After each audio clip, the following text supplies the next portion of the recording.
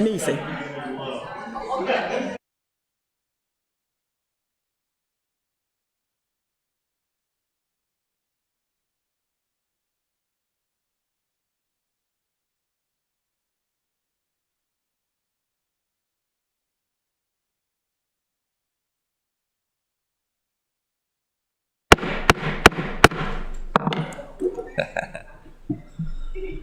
The regular meeting of the Annapolis City Council will be called to order on Monday, June 10th at 7 p.m. At this time, please join us for the invocation given by Alderman Pindell Charles, followed by the Pledge of Allegiance.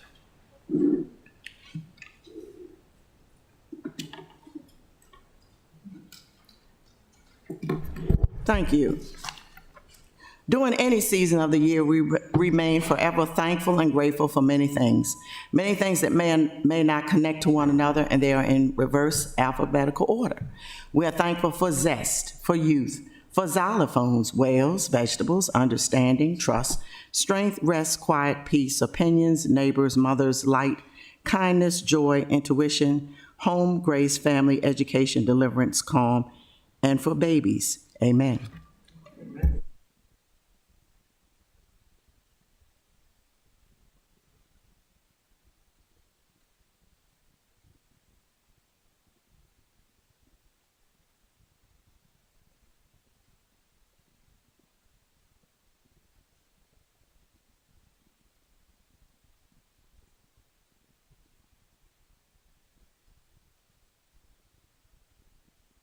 Madam City Clerk, please call the roll. Yes, sir. Mayor Buckley. Here. Alderwoman Tierney. Alderwoman O'Neill. Present. Alderman Pindell Charles. Present. Alderman Finlayson. Present. Alderman Shannon Meyer. Present. Alderman Gay. Present. Alderman Savage. Present. Alderman Arnett. Present. Thank you. Thank you. Mr. City Attorney, please present the first on the agenda. Yes, sir. The first item on the agenda is approval of the agenda. This time I'd entertain a motion to approve the agenda with the removal of ID 104-24. So moved. Second. Madam City Clerk, please call the roll. Yes, sir. Mayor Buckley. Aye. Alderman Arnett. Aye. Alderwoman O'Neill. Aye. Alderman Pindell Charles. Aye. Alderman Finlayson. Aye. Alderman Shannon Meyer. Aye. Alderman Gay. Aye. Alderman Savage. Aye. Thank you. Mr. City Attorney, please present the next on the agenda. Yes, sir. The next item on the agenda, ceremonial items, beginning with ID 10324, B2G, Learning Center and Bay Ridge graduates, Tiona Robinson, Fran Henson, and Nicole Kelly. Right, please come forward.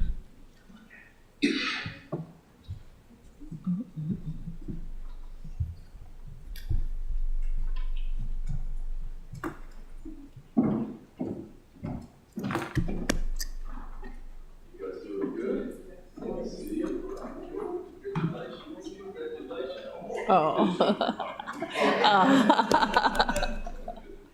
Right, so which one? You guys come up with the other one. Got a lot of these here. I've got 3 of you guys today, so I'm just going to read one. And then you have to take them back to the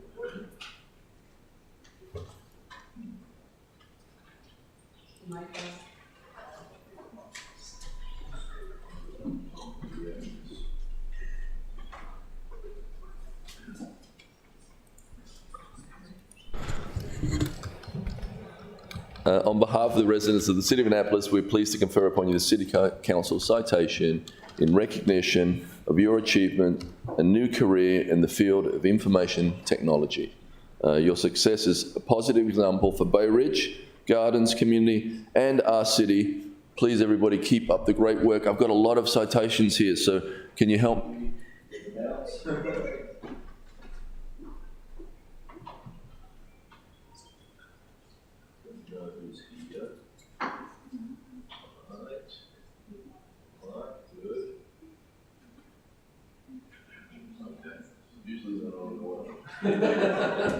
Thank you.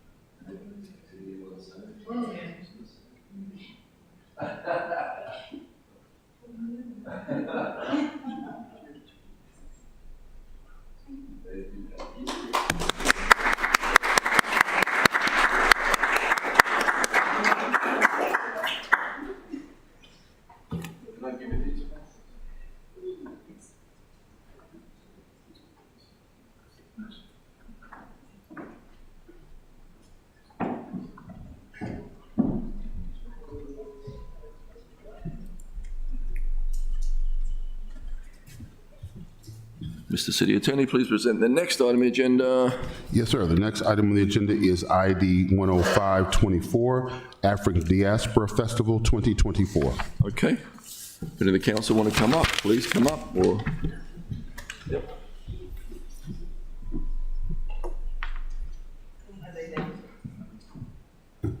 Anybody here?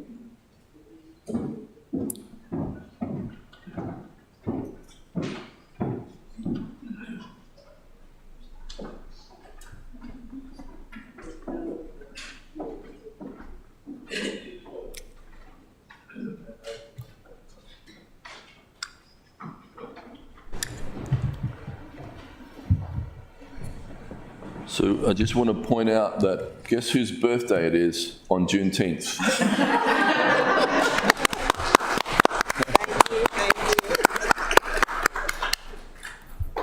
We got one here for you, Robert, if you want to come up.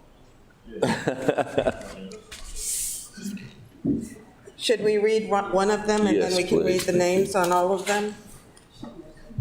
If you'll come around this way, that'll be great. City of Annapolis, City Council citation. On behalf of the residents of the City of Annapolis, we're honored to present this citation, this one, to Robert Hector, for your participation in the African Diaspora Festival. This event is a celebration of the progress that people of African descent have made throughout the world and specifically in Maryland. Your contributions to this festival help to highlight the rich cultural heritage and achievements of the African diaspora. We are grateful for your dedication and efforts in promoting unity and understanding in our community. And it's signed this 9th, well, actually it's the 10th day of June, 2024, signed by the mayor and all members of the city council. All right.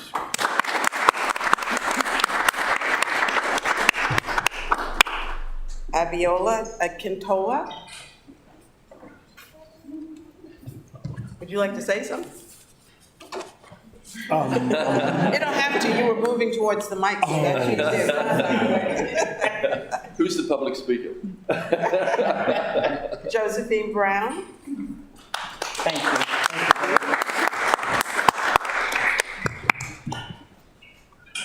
DMV and beyond.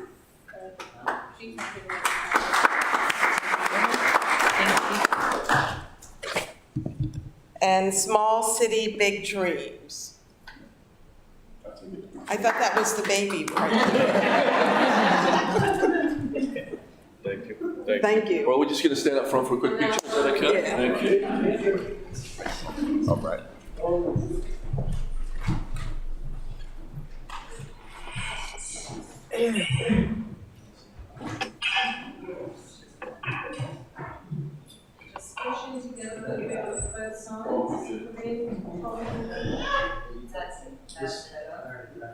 This is Ellie from Cape Cod.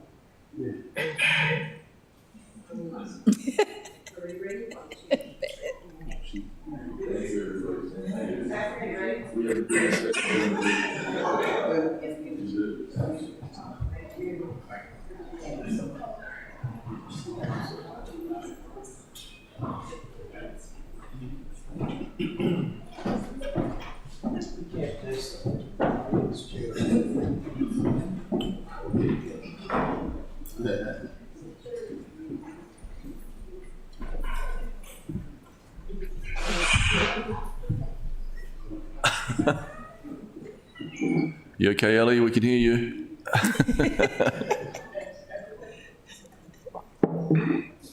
Mr. City Attorney, please present the next on the agenda. Yes, sir. The next item on the agenda is petitions, reports, and communications, beginning with an update from the mayor.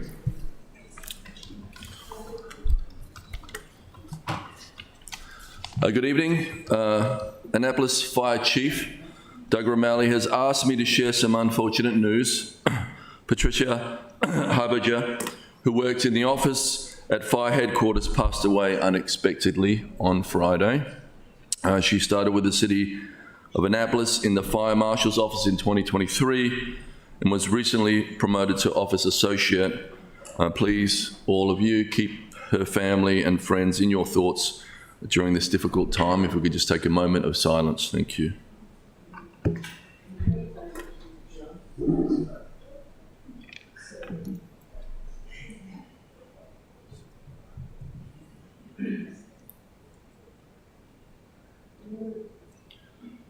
Thank you.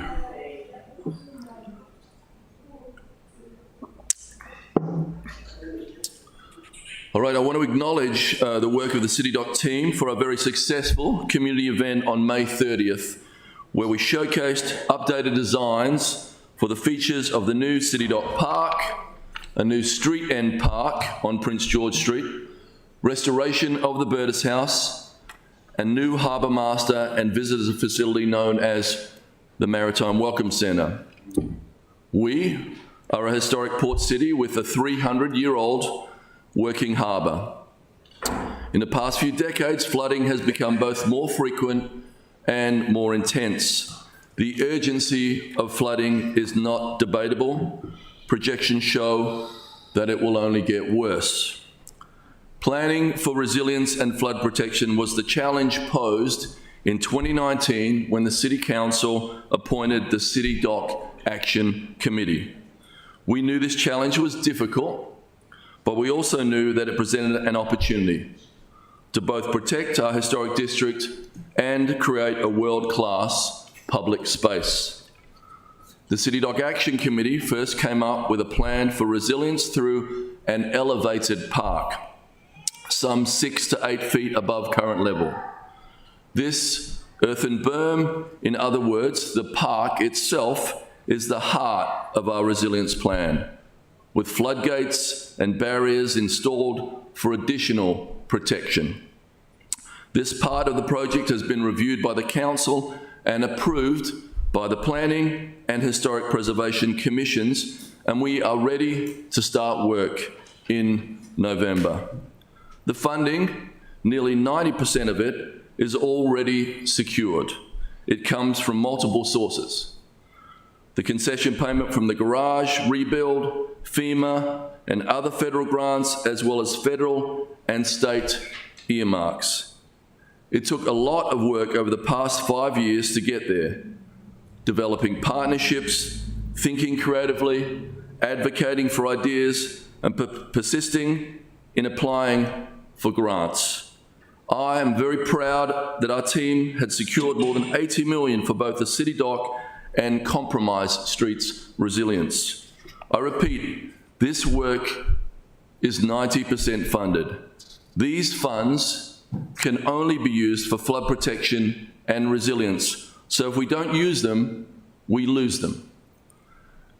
Another opportunity this project gives us is to upgrade our Harbour Master's office, which must be demolished to make way for flood protection. The current bathrooms and boater amenities are also in desperate need of improvement. A new Harbour Master's office on the water is more than practical. It is essential. They are responsible for maritime safety in Annapolis waterways. They require views to the water, and they deserve up-to-date facilities and technology, which they cannot get from a storefront on Dock Street. Building a new Harbour Master's office presents us with yet another opportunity to create an enhanced visitor facility, including bathrooms, restrooms, showers, and boater amenities that will be a public space that provides visitor information, educational experiences, and of course, water access. The new building is just 2,300 square feet, about the same size as a standard Annapolis home. It will sit adjacent to, but separate from, the Burtis House. The new building will provide ADA features to the Burtis House, which cannot be accommodated at Burtis, including handicap-accessible bathrooms and an elevator to get visitors to and from the second floor of both buildings. The Welcome Centre has been specifically designed to enhance the Burtis House experience while preserving the historic nature of that structure. Since before European colonists landed here, this area survived on the bounty of the bay. Tying that history into these structures was an idea that our architects brought forward. They suggested an outdoor waterman's co-op to connect the Annapolis story. It gives us another opportunity to tell that history inside the Burtis House and then bring that history to life in the Welcome Center. It will provide a uniquely Annapolis visitor experience and showcase another side of our history that has been neglected.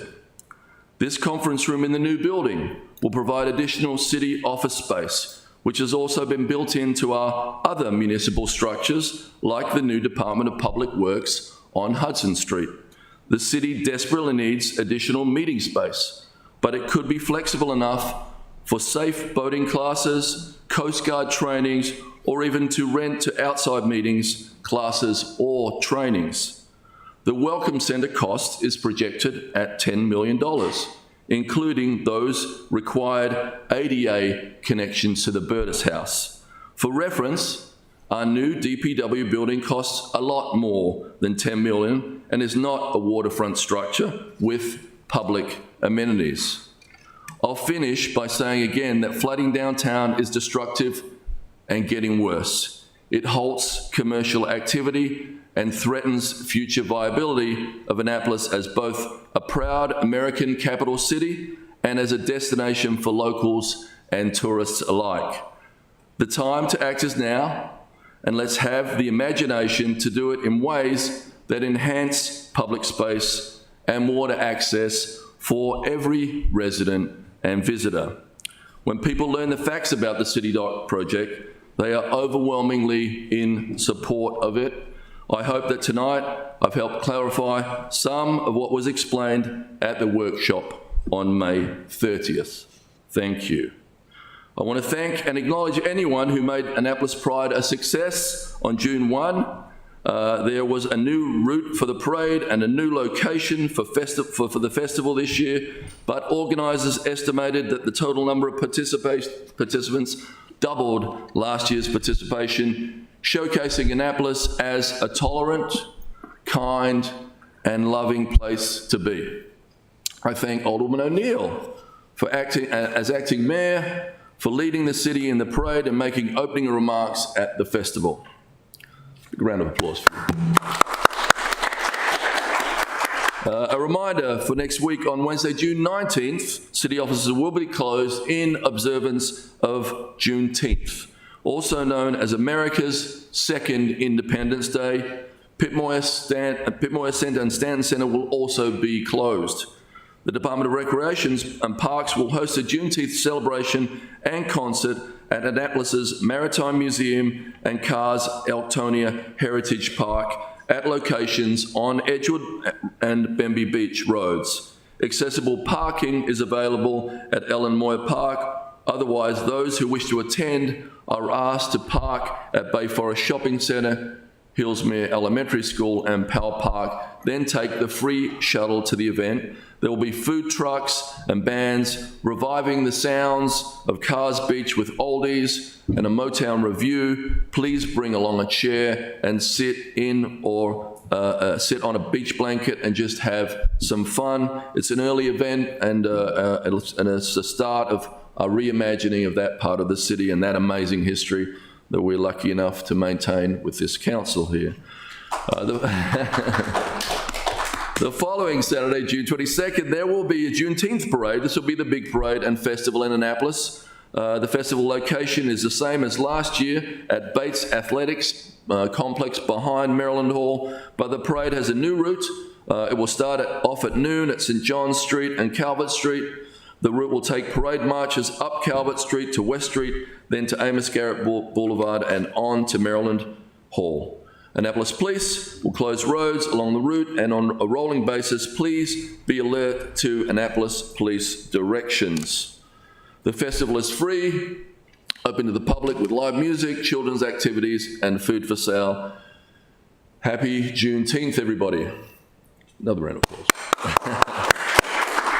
I also want to acknowledge that Alderwoman Ellie Tierney, who is streaming in here because she has, Ellie, a cold, remains both a City of Annapolis resident, and a sitting elected member of the council. We could no sooner call a special election to fill her seat than we could call an election to fill the seat of any member who has not resigned. The Alderwoman informed this council that her house sale that fueled a recent demand for a special election fell through, meaning the offer on the other end fell through too. She's not going anywhere just yet, and we're lucky to have her, and we'll take her as long as we can keep her. Thank you, Ellie. And lastly, Father's Day is next weekend. I hope that all dads and granddads out there have a great celebration with their loved ones. Happy Father's Day to you all. Now, Mr. City Attorney, let's get on with the meeting. Thank you all. Yes, sir. The next item on the agenda is reports by committee. Alderman Shannemeyer. Thank you, Mr. Mayor. Economic Matters is going to have a to be determined meeting date due to its normal time falling on Juneteenth. We will be sending out alternative times shortly. Alderman Savage. Thank you, Mr. Mayor. Excuse me. Our next meeting is going to be this Thursday, and we have two items on the agenda. One is we're going to be deliberating on our plastic bag ban ordinance and associated fee resolution. I know we have a couple of amendments that have been requested that we'll have to talk about. And then we'll be talking about the tree canopy goal in relation to the comp plan, because we need to determine a recommendation on that. That's it. Thank you. Alderman Finlayson. Thank you, Mr. Mayor. The Rules and City Government Committee met on Friday, June 7th. We took up 0824, Department of Central Services. We gave it a favorable recommendation. We addressed 0924, changes in the exempt service job classifications. We also gave it a favorable recommendation. And lastly, R1924, Eastport Choice Neighborhood Initiative Transformation. We postponed action with the interest in holding a joint meeting with Environmental Matters before we could come up with a support for that. Our next meeting will be on July 5th at 1 o'clock here in Council Chambers. All are welcome. Thank you. Alderman O'Neill. Thank you very much, Mr. Mayor. The Transportation Committee will meet this Wednesday, 4 p.m. here in Council Chambers. We're going to be discussing any updates on the parking and routing of Waterworks Park, as well as an update from Premium Parking on Hillman Garage changes and fixes. Thank you. Alderman Gay. Thank you, Mr. Mayor. The Housing and Human Welfare Committee met on May 29th. We discussed 0524, which we recommended favorably with amendments, and we discussed R1924, which we postponed.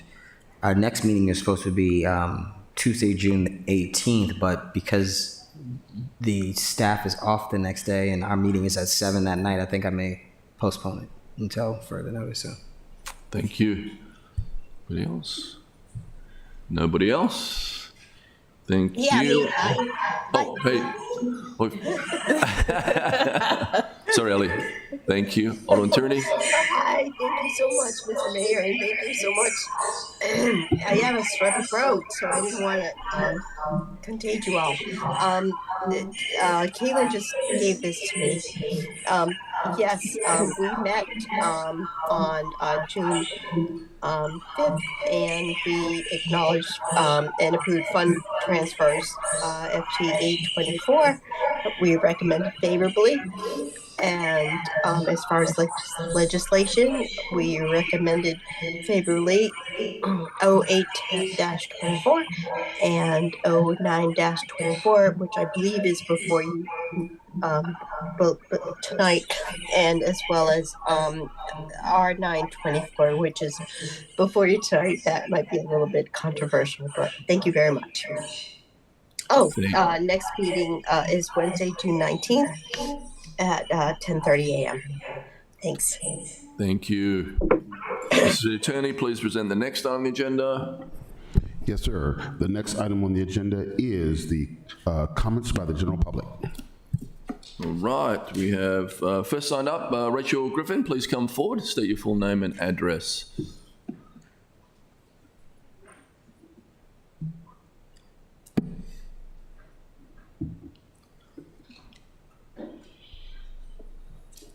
Hey, how you doing? Good?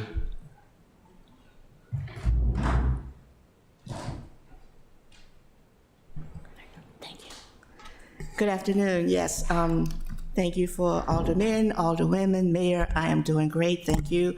For those of you who do not know me, I am Rachel Griffin of We Care and Friends, residing out of the Stanton Community Center. And the reason I'm here is for two reasons, and I know I have a limited amount of time, so I hope I don't go over. The first reason is to be visible, to let everybody know that my husband, Larry Griffin, passed away in November, and I have picked up the torch, and I'm going to keep it going as long as I can. So I figured I need to get myself out in the communities, out in public, to let everybody know who, my small stature, I am. But a lot of big things are out of this little package. Today, what I did, I have two announcements. So if you knew me before, I have been with We Care and Friends for 23 years. When I married Larry, I jumped right in with him, but I was the woman behind the scenes. I was never in the front. I would attend meetings with him, but I never wanted to say anything. So this is new to me, but thank goodness I did pass Public Speaking 101. So being behind the scenes, I know that for the whole time that We Care and Friends have been functioning, this committee here has been asking for stats. Well, I would give stats, but nobody would bring them. So tonight, I have stats for you guys. And I'm happy to announce that my little statue following in my husband's big shoes kept this organization going from the time he got dementia until he passed away. And I'm happy to say that from July of 2022 to 2023, which was just the last year ending, we served, and it's here in paper, 5,200 community people and others. And so I'm really proud of that with the staff that I had, which I can count on one hand, and with the amount of time that I spent out in the community. I am now Larry Griffin, and I am the one who's on foot soldiers going in and out of the community asking what they need to fill it. And even something as trivial as they wanted to have a senior day. So this is Newtown 20, I don't know whose area that is, but I packed up some bingo and some games, and we went 10 o'clock in the morning to do senior game day. And the two that came were so excited, so now their job is to tell the rest of their community that we have this senior game day. It was kind of fun. But things like that, what do you need? There's such a need in the communities, I can't expound on them all, but I figured ease the tension between the communities, do something fun, give the kids something to do, and that's where I'm coming from. I'm still doing what Larry did, the drug treatments and the homeless, the feeding and all of that, but I'm bringing a new skin. I think that's my time, right? So, but I also, my 2 minutes, I have also brought an invitation to the summer festival that I said I was gonna put on for Larry. Unfortunately, it's right this month, the 29th, which is not far off, and I've got lots of competition that weekend, but still, I want everybody to know that there'll be two events for Larry because I will not let his legacy die, and it'll be June the 29th from 12 to 8 at the Exterior Park in Lothian, and the second thing will happen coming soon in February because that's the month that I picked to remember him at his passing, and that will be at the Vibe. So that is what I wanted you all to know. But most importantly, I wanted to show myself to you guys, for those of you who didn't know me, to let you all know that I'm going to be a force to be reckoned with in the city of Annapolis, just like my husband. Thank you, Rachel. Thank you.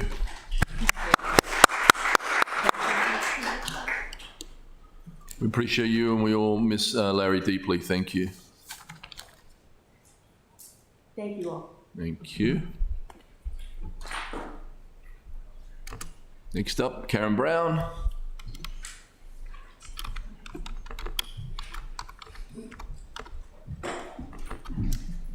Good evening, I'm Karen Brown, 2 Ridge Road, Annapolis. Historic Annapolis is a strong proponent of the principal reason behind the City Dock project, resiliency. Now, what does that mean to us?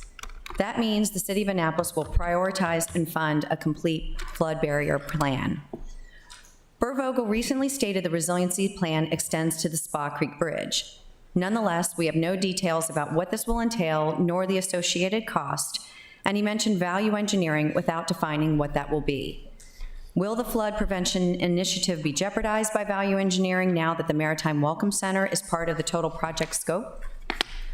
Approximately $18.4 million of the FY25 budget is earmarked for the City Dock Resilience and Revitalization Project. I implore you to remove any reference to the MWC in that approval and prioritize a complete resiliency plan. This building represents a departure from the original CDAC plan that was produced by the active input and participation from a broad community. While Historic Annapolis typically does not take a position on building use unless it is detrimental to a historic structure or district, it is clear in this case that the need for the imagined uses of the Maritime Welcome Center are unproven and costly, and that a new structure with a basement at the water's edge is contrary to climate risk management. We continue to be concerned that this permanent structure will further constrict the openness at City Dock that we have enjoyed for decades. And an important part of historic preservation planning is the consideration of alternatives and adaptive reuse of underutilized structures, of which the city has yet to share any information to that effect. Before we demolish a city structure, the harbor master, and build a new one, let us consider other properties under your care that will remain unfunded in the proposed FY25 budget and beyond, such as the Maynard Burgess House. This property represents a great opportunity for the city to interpret and celebrate the free Black community who rose to prominence in the mid-19th century. We are encouraged to learn that the building is getting ready for the next adaptive reuse, having sat vacant for years. But there's no money dedicated to this property for FY25 through FY30, no funding for ongoing maintenance, nor storytelling and interpretation. And for what it's worth, there's no CIP funds for the Burgess House this year or the next 5 years either. Before you allocate taxpayer funds towards a new building, let's care for what we have.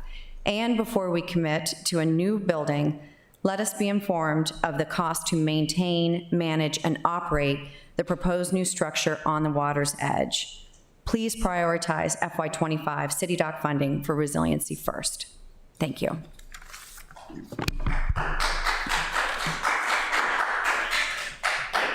Next up is Amanda Fagley.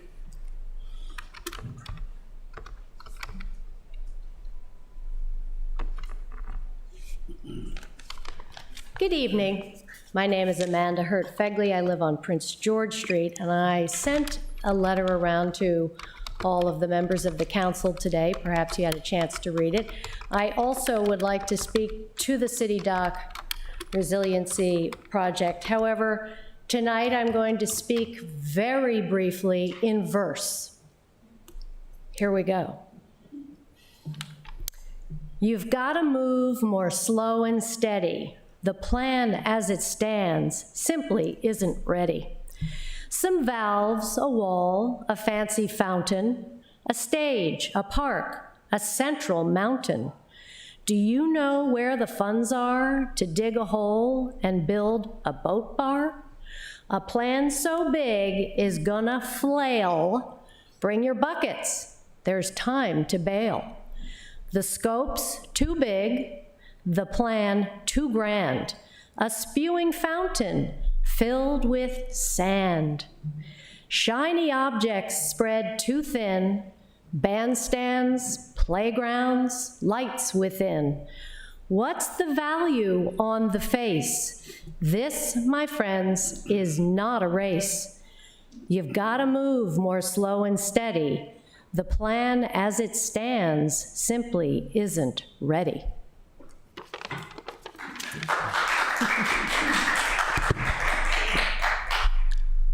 Lisa Hillman and Mayor Hillman, want to come forward? Sign you both up.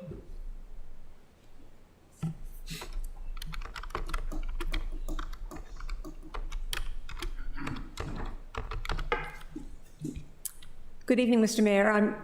And Alderman, thank you for letting us be here. I'm Lisa Hillman for Randall Court. The former mayor also lives there. We're here this evening to address just the building, the money for the building. I understand there's about $18 million allocated for the Welcome Center. It's times like these when, as a former journalist, I deeply miss having a strong local press. This is not to denigrate Megan, who's in the back of the room working very hard. It's not to denigrate all these social medias that's trying to take its place. But if there were a Phil Merrill or an Ed Casey or Tom Marquardt still active in this town running a local newspaper just for us, there would be far more scrutiny on this entire project. Tonight, we only want to address the $18 million and ask you the questions that they would ask you if they were still here. The basic question is, does this building make sense? Does it make sense? 3 points. 1, cost. What is the cost of the building today? What is the cost of, as I understand it, building underneath the water even? So cost is an issue. 2nd point, location. Does it make sense to place a building like this at the very end of City Dock, where it will be far for everyone to get to? And 3rd is function. In architecture, we all know form follows function, and perhaps that's why this building is still today a bit too large, rather unwieldy, rather rambling, because it's trying to accommodate so many mixed functions. Even Mr. Mayor, in introducing the project tonight, shared with us at least 5 or 6 different functions that are going to go inside that building. So with that in mind, I'd like to close with just one question. Does it make sense to allocate capital funds to a building that does not yet make sense? Thank you.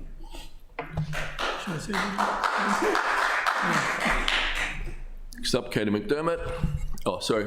I really have nothing substantive to say, except I was on the group that did this planning, and I was so disappointed with the way it was going that I resigned last year.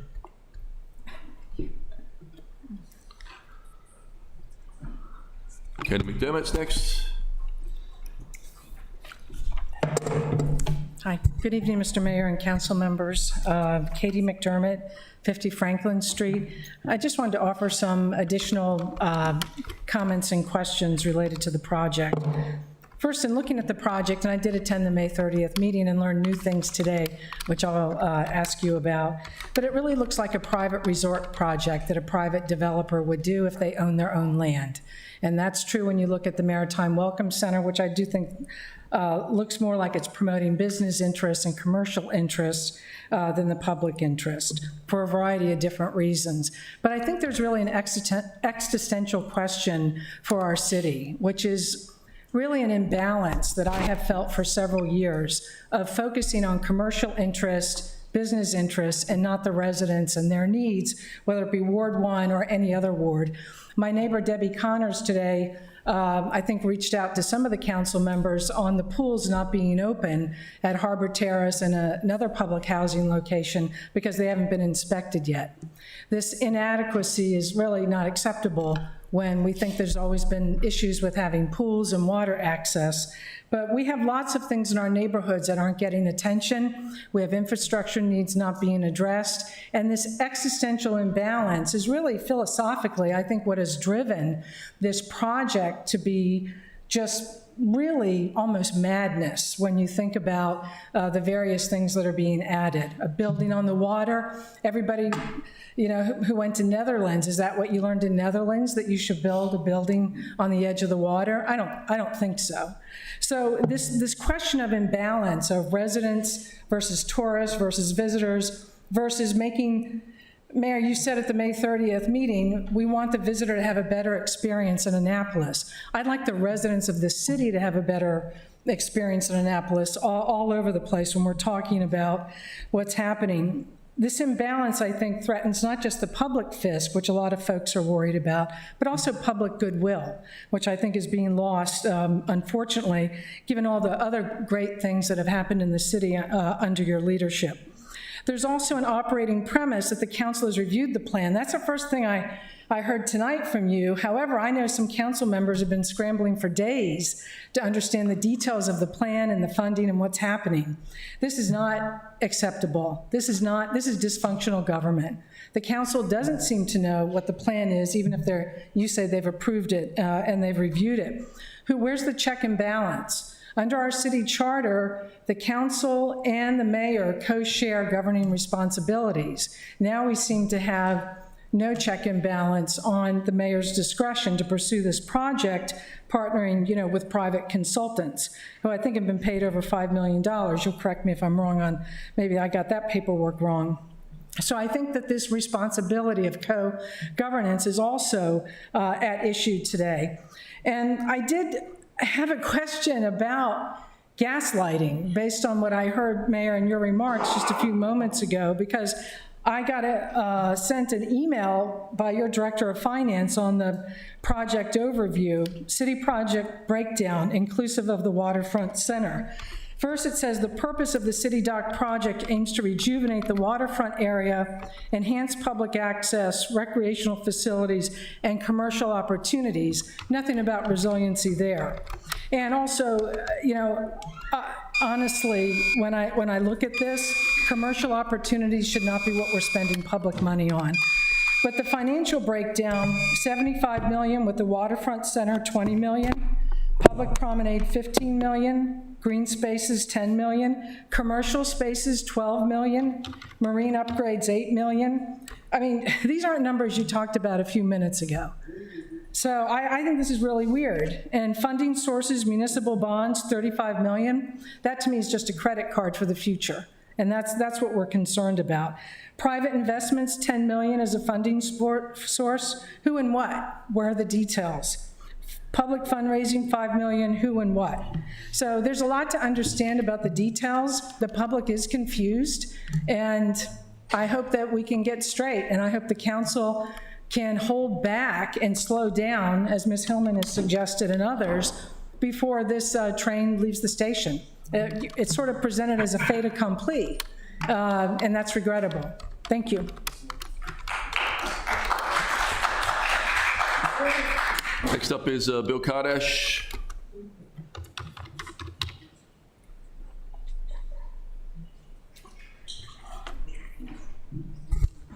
Good evening, Mr. Mayor and Council. Bill Kardash, speaking on behalf of Annapolitans for a Better Community.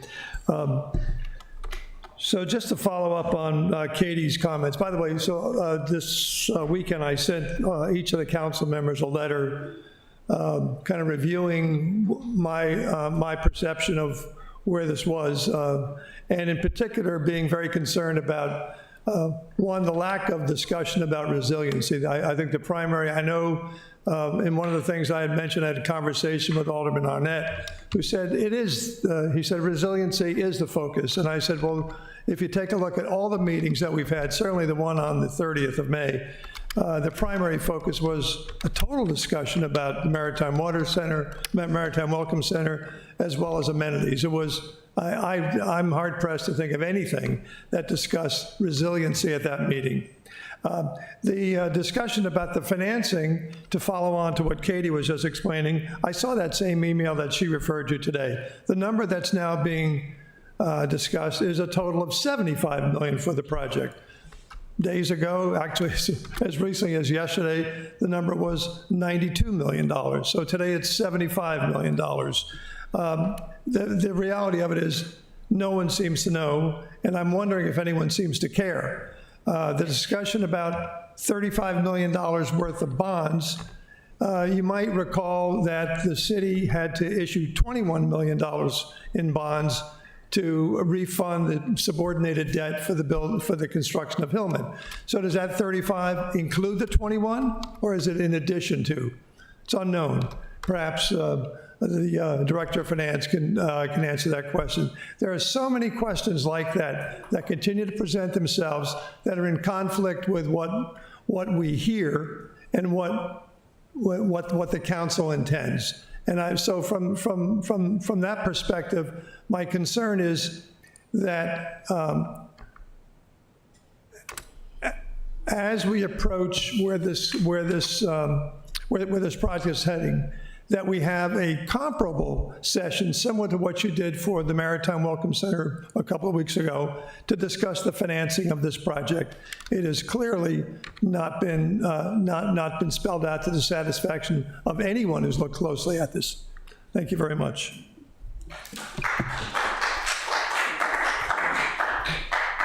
Anybody else like to come forward and speak? I see Mr. Hammond, of course.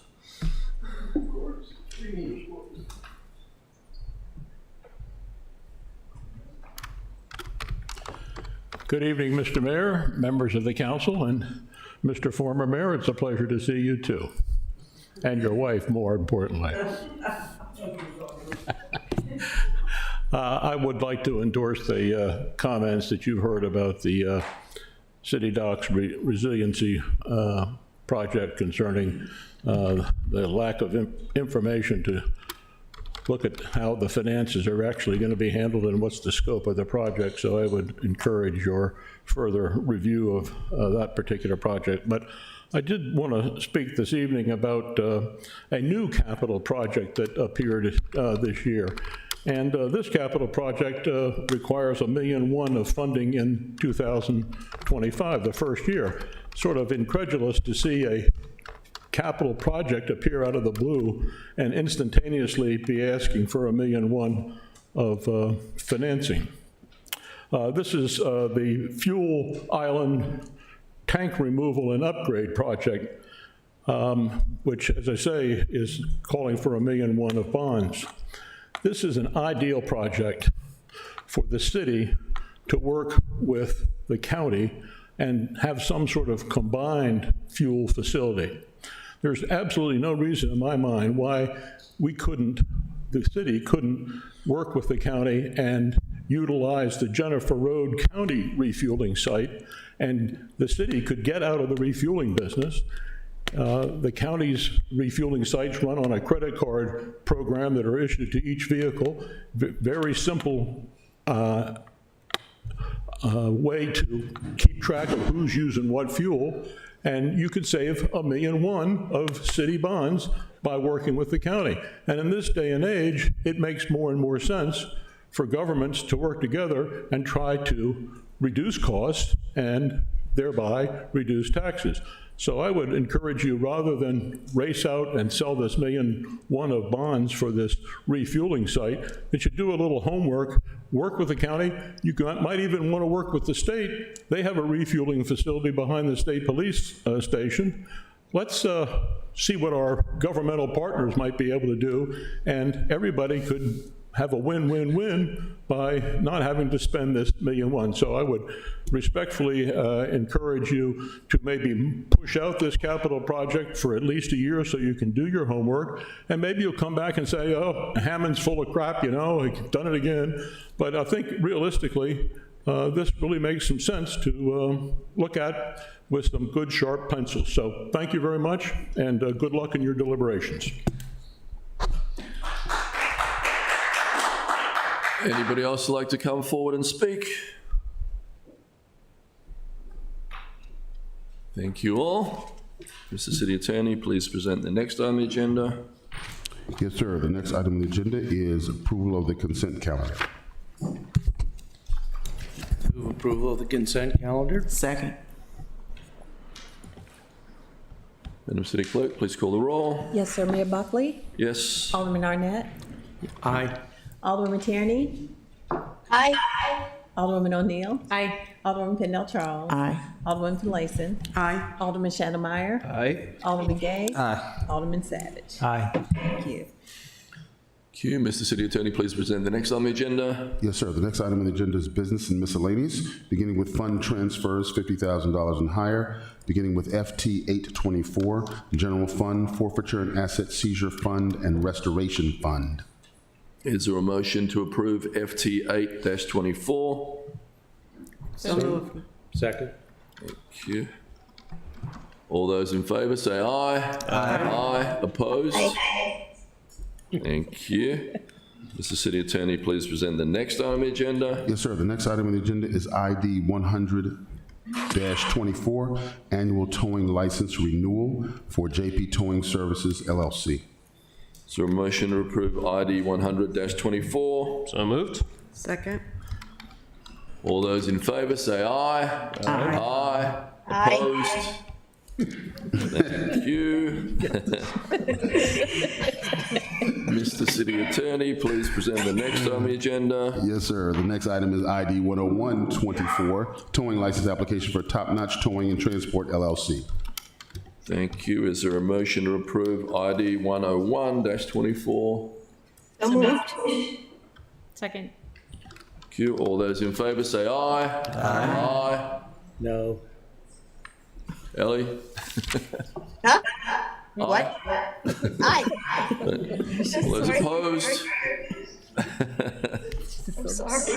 No worries. Car's being towed. Mr. City Attorney, please present the next item on the agenda. Yes, sir. The next item on the agenda is legislative actions, beginning with second readers, starting with resolutions R-1524, FY 2025 annual fees schedule, for the purpose of specifying fees that will be charged for the use of city services for fiscal year 2025 and providing an effective date. Thank you. There is a Buckley amendment. If someone could move it, please. So moved. And it's for election fees. Thank you. All those in favor say aye. Aye. Opposed? Thank you. Is there a motion to adopt R-15-24 as amended on second reader? So moved. Second. Madam City Clerk, please call the roll. Yes, sir. Mayor Buckley? Aye. Alderman Arnett? Aye. Alderwoman Tierney? Aye. Alderwoman O'Neill? Aye.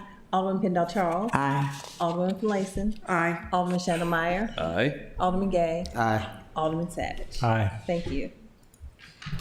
Mr. City Attorney, please present the next item agenda. Yes, sir. The next item on the agenda is R-1724, FY 2025 Position Classifications and Pay Plan, for the purpose of approving the fiscal year 2025 annual position classifications and pay plan and specifying an effective date. Point of information. Did the R-1524 that we voted on include as amended? Yes, as amended. All right, thank you. Yeah. Can someone move that, please? Or Second. Alderman Savage, you want to move an amendment? Yes. So all the others have passed, right? Yes, they will when you get finished. So 6 is not really substantive, but in any case, I'll move it on amendment number 6. We did it already. Are we on R-17? Oh, he moved it already? A second. Someone moved it, right? Yeah. Yep. Okay. Alderman Gay? Thank you. I have two questions for this. The first being, has the HR office defined, is this a defined role, sustainable mobility engineer? Alderman Savage? Well, I mean, it just changes the title of the position. Does that coincide with the study, or, because I thought that a portion of this study was them providing descriptions for the roles, and so is this? I see what you're saying. Now, this would be a new position. The classification would be the same as the original, and it would also get changed. However, they determined to modify that particular position itself, that pin for that position. Okay, so this is just kind of Alderman Shandemar wants to add something to it, I think. Yeah, my understanding of this is basically to try and focus more on broader mobility and not make the cars go fast. Right, yeah, because traditional traffic engineers tend to focus on automobiles only, and that's important to have that capacity, but this, I just wants to have more. I think we'll get a different pool of applicants by broadening the scope. Okay, that's no problem. I was just checking because I know. And then also, just a general question, and anyone can answer this. I am slightly confused with, in particularly Amendment 5. That did not pass, correct? Because those recommendations were removed at last Monday's meeting, correct? Like, it would be helpful if out of the 1 through 5, which ones actually have passed? Director Dickinson? Amendments 1 through 3 passed. The other 2 were sponsored by Alderwoman Tierney and a couple other co-sponsors, and were withdrawn because the previous amendments had taken care of their concerns. So passed are 1 Buckley, 1 IAFF, 2 Buckley, 2 EN and P, and 3 Buckley. Correct. Awesome, thank you. Okay. All those in favor, say aye. Aye. Opposed? No. Okay. Is there a motion to adopt R-17-24 as amended on second reader? Mr. Mayor, I move to R-17-24 on as amended. Second. Second. Madam City Clerk, please call the roll. Yes, sir. Mayor Buckley? Aye. Alderman Arnett? Aye. Alderwoman Tierney? No. Alderwoman O'Neill? No. Okay. Alderman Pindell Charles? Aye. Alderman Finlayson? Aye. Alderman Shannon Aye. Alderman Gay? Aye. Alderman Savage? Aye. Thank you. He was first. Mr. City Attorney, please present the next item on the agenda. Yes, sir. The next item on the agenda is 0724, Annual Budget and Appropriation and Property Tax Levy for the purpose of adopting the city budget, comprising annual operating budget for the fiscal year ending June 30, 2025, the capital budget for the fiscal year ending June 30, 2025, the capital improvement program for the fiscal years ending June 30, 26, 2027, 28, 29, and June 30, 2030, appropriating funds for all expenditures for the fiscal year beginning July 1, 2024, and ending June 30, 2025, levying and imposing a property tax for the use of the city of Annapolis for the taxable year beginning July 1, 2024, and ending June 30, 2025, and fixing the rate of the city property tax for the taxable year. Is there a motion to adopt O-7-24? So moved. Second. Alderman Gay? Thank you, Mr. Mayor. I do have a question that was from what was mentioned in public comment tonight about the refueling site. I did not notice that, and I'm not sure if any of my other colleagues have asked questions on it. Is this at the Spa Road facility? Yes. In reference to, I'm curious, with the plans to at some point have the Spa Road facility converted to housing and create a park there, it can't be the best thing to do. And so moving this forward with the removal, does that completely remove fueling from the Spa Road facility? It's all related, so we have to clean up that old below-ground tanks, and then we have the flexibility of an above-ground tank that could be moved to other locations. So, but just for clarity from myself in tonight, if, so the 1.5 is passed, that'll assist with the cleanup, and then the city would decide if they would like to move forward with an underground or above ground. I mean, ultimately, those tanks won't be there. Okay, that's what was just my concern.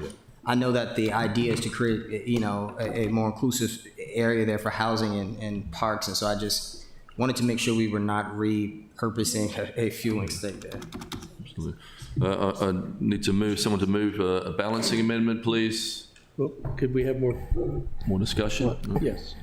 Alderman Arnett. Thank you, Mr. Mayor. So I had the same thought when Mr. Hammond raised the question about coordinating with the county or the state. State might be feasible. I don't think the county is, but I did go back and look at the CNI plan, and it does show that the housing would be here. So my question is, this is not quite clear. Clearly, it says we're going to take the tanks out and we're going to clean up the mess that tanks always leave. But it's not clear, could the tanks be installed, say, over on the Howard Street Hudson Street, location? yeah. So is there that flexibility in this all right. Thank you. Could someone move the balancing amendment, please? So moved. Could I get a second? All those in favour say aye. Aye. I don't think we need any clarification. I think we're good. Is there a motion to adopt O-17-24 as amended? So moved. Second. Thank you. I'm sorry, wait, hold on. Are we voting on the capital improvement budget at the same time? Yes. Yes. Okay, on the floor, the capital improvement budget is on the floor. Yep. And the balancing amendment is on the floor. Yep. And it's Okay, two things I need to ask, in representing my constituents is number one, undergrounding utilities, that's in the capital improvement budget, and there was at one point, a fund suggestion that the funds from BG&E for polls would come to that as far as funding, and we have never set up that fund to pay for undergrounding utilities. So I definitely need to know from the Director of Finance whether or not fees from BG&E polls are coming into the general fund and what that value is, and whether or not it can be given to the underground utility project that's in the capital budget. And the other thing that I need to ask is I know you spoke to it, Mr. Mayor, but we really need to know,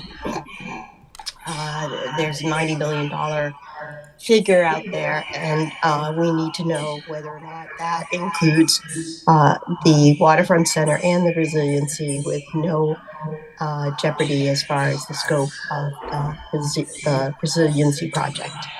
I really need to know those two things before I vote on this. Well, go to the Director Dickinson on BGE.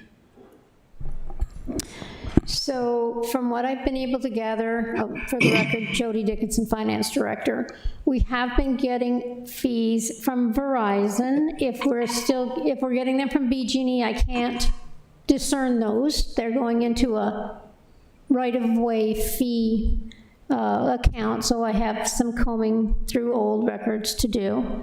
There was never any undergrounding utilities fund established in the accounting system, and I have not yet had the time to research if I can figure out what the decisions were that were made at that time when this was first established. So that's going to take some more research time. My limited research so far sees about $75,000 from Verizon annually that are going into one of the permitting fee accounts for their polls in the right-of-way. So that's all I've been able to discover so far. Thank you. Alderman that's cool. I think that's good to know that there is money coming in. It requires more research to be able to give you a full assessment of what it is and see if we can research what the decisions were at the time this whole thing was passed. Right. I don't want to put you on the spot. I think I understand that the objective was to put this money towards a fund. It sounds to me that there really isn't enough money to put in a fund to pay for underground utilities, as Director. As the Director of DPW said, it's kind of cost prohibitive to underground these utilities, and I understand the intent, but here are the facts. The fund was never established. Number two, the fees are coming in, but they may not be that much. And number three, in light of all that, we do have the capital project underway, sponsored by the state, to support undergrounding utilities that may, that's the best we can do under these circumstances. So I want to let the constituents know that we're doing our best under the financial framework that we're dealt with. Would that be a correct statement? Is that for me to answer? Yeah. I understand that the undergrounding utilities project that we currently have was something that was actually initiated by the state, and they gave us a significant amount of the funding through grants in order to do it, and it's in a very restricted area. So it was Right. particular to the 750,000. circle, the traffic circle or something. So undergrounding utilities, I don't know enough about how many utilities are out there to underground and the cost, so I can't really give you an idea on how much funding is needed for those projects, and whether in the past we actually did some undergrounding of utilities in connection with other capital projects that might have been able to use some of these funds if we had been segregating those funds. And just, you have a flow of money yearly that could be used to float bonds of a greater amount, but it's still not a large amount, not the 75,000 that I found. What I can't discern is if there's any money coming from BG&E. So, All right, so I guess yeah.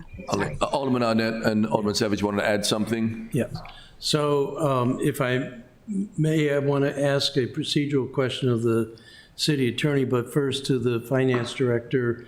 If we have been receiving funds from BG and the other sources for polls over time, wouldn't that be a line item in the Munis system?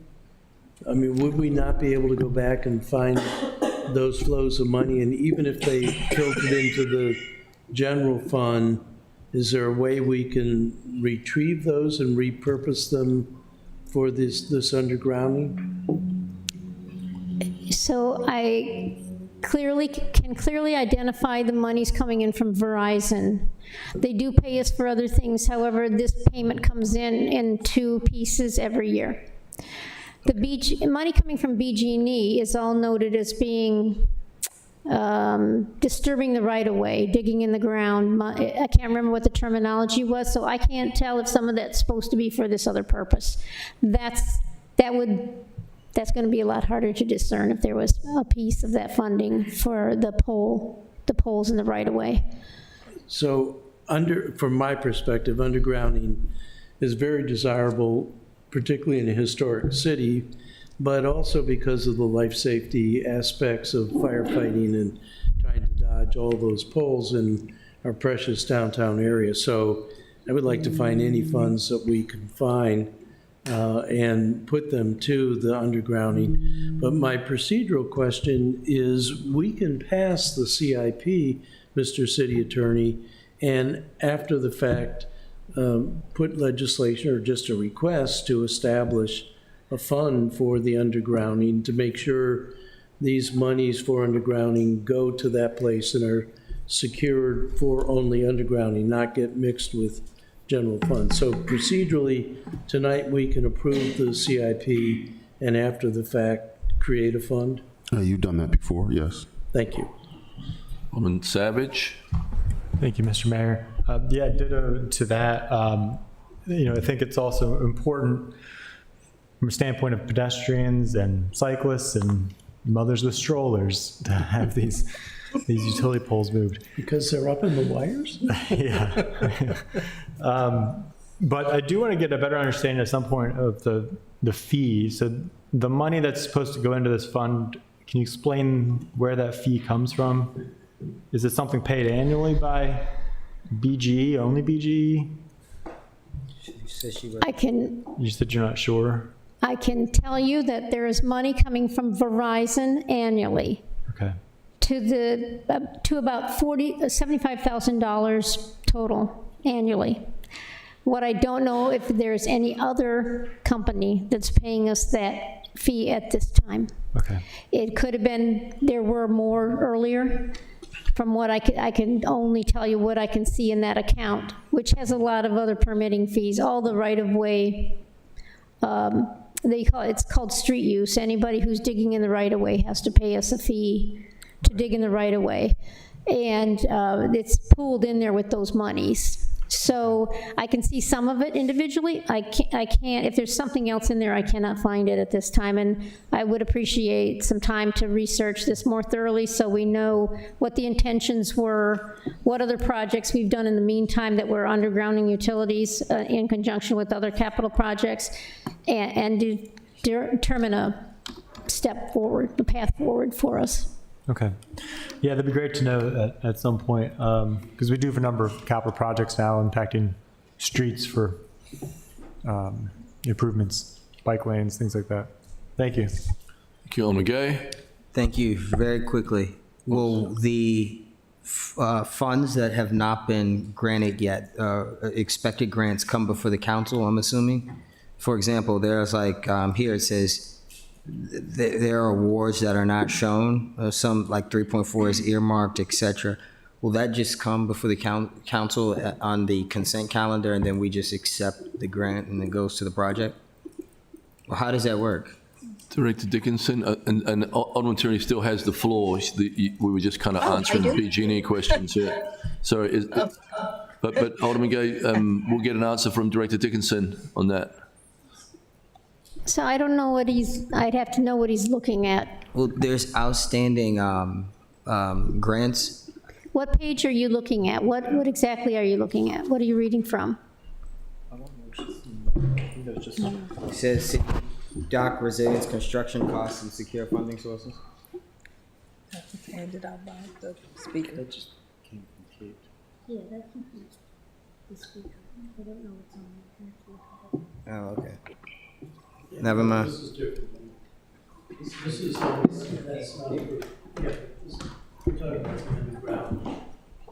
We're talking about undergrounding. Just the two questions from Alderman Tierney were underground in BGE, and so I don't think the account has been set up, in my belief, and I think you think the same thing. And if there is a minuscule amount of money, it wouldn't cover a lot. We're learning pretty fast how expensive it is. Yeah, may I? Undergrounding utilities is very cost prohibitive, and I suspect whatever fees we are getting that I'm sure the Director of Finance will ascertain is probably not going to be enough. As such, we did develop a capital improvement project that has been sponsored by the state to underground $750,000 right now. I think East Street is going to be the first as far as lessons learned. When you open up these streets to underground utilities, it's a mess. It's a mess. But at the same time, I think that we should have a policy that the council should consider that any capital project that involves digging up the street, like City Dock, for example, should underground the utilities. I know in any construction project now, when they see these poles, they bury them. So hopefully in the future, we will have that policy that any project will bury these poles. But right now, as far as facts, we have a capital improvement project addressing this, because I ascertained that the fees coming from BG&E are not going to be enough to cover this expense. But Jody will verify that. And then to your other question, and for people that don't believe in the ability of the city to get the resilience project done, we will be moving forward on the resilience project completely separate to the Waterfront Welcome Centre and the Burtis House. That is a different project to the City Dock. No state funds will be used on the Burtis House or the Waterfront Welcome Centre. We will be using our money to build the park. The first phase of the park will be start at the end of this year and be finished by the boat show. The same team that built the garage in under a year, under budget, will be delivering the park in that time. That'll be the first phase of our resilience. The second phase, and buttoning up around Ego Alley, will take place in 2026.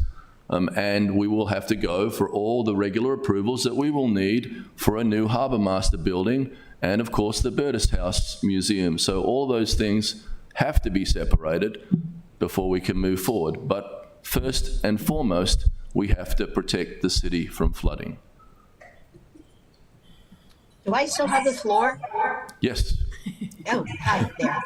Yeah. Alderman Arnett and I discussed this at length today. There are two projects at the CIP, and when we do the math, it doesn't add up to 90 million. So I just want to know where those numbers are, and that in the interest of the public, that the resiliency portion is intact. And I made, there's two projects. There's one that is 70+ million for City Dock, and then there's another project that was labeled, like, I don't know what it was labeled, City Dock or something, but it was specifically for the Compromise Street project that, was bid, and then it was over, the bids came in and it was overpriced, and so that we decided to put that project, we transferred those monies into the City Dock project. But I just want to make sure that the numbers add up to 90 million, which the public is very aware of. And can you walk through those numbers for us, or did you do that in your address tonight? We have walked through them, and we will walk through them again and again and again. But Alderman Arnett. Yes, so, Mr. Mayor, I admit that it's hard to follow, but quite explicitly in the CIP, CIP on page 27 and the CIP on page 32 together add up to $92,324,178. And it does cover both the resiliency and the new Harbor Master Marina building, and also the wet well and pump that will be pumping the water coming down the hill out into the harbor. So that $92 million has been a number that has been around for a lot. The CIP, it was introduced the first Monday or second Monday of April. It's been available. I know that there's been lots of different discussions and pieces are here and there. That is, I'm sure, hard for people who aren't working on this or looking at this day to day. But it is in the budget as described, and the number does add up to a 92.3 million total. And I would point out that a $92 million project, the largest capital project in the city's history, generally we would have to maybe raise taxes for some kind of endeavor like that. We have been creative on how we finance this. We have built relationships on a federal level, on a state level, on a county level. We've found grants, we've found money wherever we can find it. We've been creative with a P3 with the new garage that we've delivered, and we have a national leading team in place, and I have every confidence in them, and I have every confidence in the city directors to do the job that they're supposed to do. We have amazing leadership in all of our departments, and we are moving forward. Okay, so we're going to take a vote. Is it a roll call? We're voting on the amendment? As amended. The balance? Yeah. Balance amendment passed. Yeah. Motion to adopt as amended. Okay, motion to adopt as amended. Alderman O'Neill. Thank you very much. I just have a quick point of reference in Granicus, which I follow so that I can find out all the information. Appendix D is blank. Pardon? Appendix D is blank. Capital Improvement Program. There's 4 pages of blank, except for the 4th page has a 0 on it. Director Dickinson. Granicus or in the budget? That is where you insert the entire capital improvement book. Okay. And so when the final legislation is done, that gets tucked in there as Appendix D. It's the book that we gave you along with the proposed operating budget. You had a proposed capital budget that's inserted there. Okay. Yeah, Thank you. Thank you, Director Dickinson. Thank you. Thank you. Roll call. Adoption. Okay. All those in favor, say aye. Aye. Aye. Opposed? Thank you. Can I get a motion to adopt on third reader? So moved. Second? Second. Alderman Gay, did you have a question? I'm sorry. No, I just didn't remember voting on the amendment, but they said we did, so. Thank you. Madam City Clerk, please call the roll. Yes, sir. Mayor Buckley? Aye. Alderman Arnett? Aye. Alderwoman Tierney? Aye. Alderwoman O'Neill? Aye.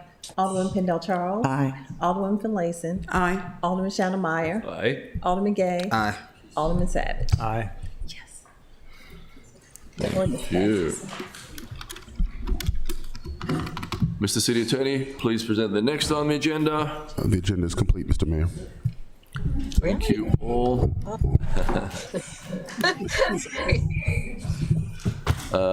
Alderman O'Neill. Are we ready for good of the order? Yes. All right, I have two things. Great. There is a volunteer, a very, very generous volunteer named Karen Stockhauser Parvati, who has, since 2020, contributed over 1,200 boxes of cereal to the Food Friday program. We did have a citation written up for her thank you for her generous donation to our program. 1,200 boxes over 4 years by one person is pretty incredible if you know what a box of cereal costs. So every week, members of our organization receive some boxes of cereal thanks to Karen, and I just wanted to give her a shout out. Through the city council, I tried to get her here and she did not want to come because she feels uncomfortable standing in front of a crowd. Oh. So I'm going to say her name, Karen Stockhauser Parvati. Thank you.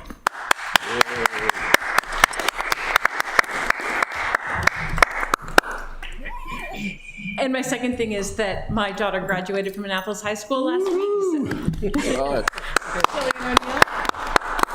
Alderman Savage. So just to clarify, I guess at our meeting next week, we are going to be voting on the collective bargaining agreements. That's for all of the unions. All right. Mr. City Manager. Michael Malinoff, City Manager. We have completed IFF in the two AFSCMEs, and we have Local 400, and that's going to be voted on either the 11th and the 13th. And I don't think we'll have that before you that night, but that's wrapping up too. And our hope we're going to try to see if we can perhaps set aside time on Monday to brief the council with our labor negotiator, but we haven't worked that out yet on the Local 400 contract. But that's done, and they've wrapped it up too, so it's all good news. Okay. Anything else for good order? Alderman Tierney. Oh, hi there. I'm sorry, but being, in public office, your personal life gets out there, and I'm really sorry as far as all the, all that has gotten out there. But my husband and I are still trying to retire by the end of the year. I have not submitted my letter of resignation, but I'm sure it might be before the end of my term. And that's all I can tell you, and I really apologize for all of that. And that's it. I love you. That's it. Thank you. And I would just throw in for good order, everyone on this council pretty much volunteers to do this job, right? We do this because we love the city, and there's a huge erosion of trust in government. We can disagree, we can have a different opinion, it's okay. And new people can run for office and they can change the direction of the city, but it's going to be okay. And it's going to be beautiful, and we're all going to be proud of it. So I just want to thank the council and the directors and the team that we put together on this project, because it is historic and it will be amazing. And not everyone will be happy, but that's life. Thank you. Could I get a motion to adjourn? So moved. Second. All those in favor say See you guys aye. at the Barbies. Aye. Meeting adjourned.